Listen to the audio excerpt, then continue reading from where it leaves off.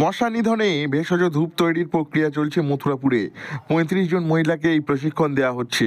এই ধূপকাঠি তৈরি হলে বাজারে সাড়া পড়ে যাবে বলে মনে করছেন উদ্যোক্তারা।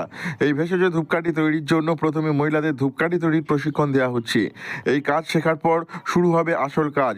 তখন ভেষজ তেল ব্যবহার করে তৈরি হবে মশা নিধনের ভেষজ ধূপ।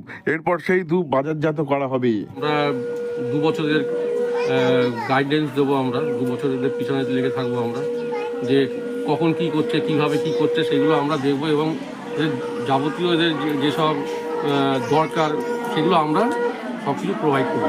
এখানে কতজন আছে? এই মুহূর্তে এখানে আছে 32 জনের। ট্রেনিং নেওয়ার পরও নিজেরাই তৈরি করতে পারবে? তৈরি করতে হবে। তারপর আর আপনাদের যোগাযোগ? বছর দেখবো আমরা। ও আচ্ছা, আপনারা শেখানোর পর ওদের 2 বছর দেখবেন? সবসময় আমরা জানবো কোথায় কি করছে, তারপর লোনের ব্যবস্থা করে দেওয়া হবে এদের।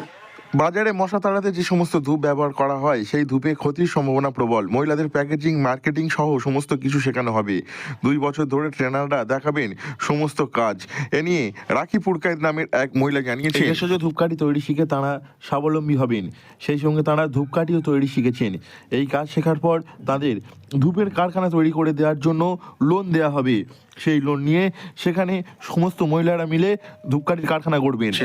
এখানে আমি ধূপকাঠির ট্রেনিং আছি, ট্রেনিং কোর্সের মধ্যে আছে।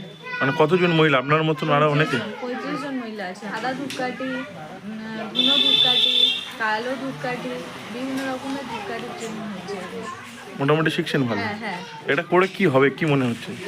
আমরা যাতে কিছু কাজ করতে পারি, নিজের পায়ে দাঁড়াতে পারি, স্বনির্ভর হতে পারি। স্বনির্ভর হওয়ার লক্ষ্যেই কাজ করছে। আপনার মতন এখানে যারা আছে সবাই ওই একই লক্ষ্য?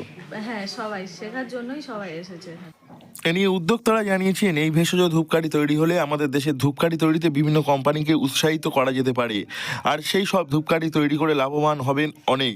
বিশেষ করে মহিলাদের প্রশিক্ষণ দিয়ে মশা মারা ধূপকাঠি তৈরি করা গেলে একদিকে তাদের আয়ের সুবিধা হবে, অপরদিকে মশা তাড়ানোর বিকল্প ব্যবস্থা হবে।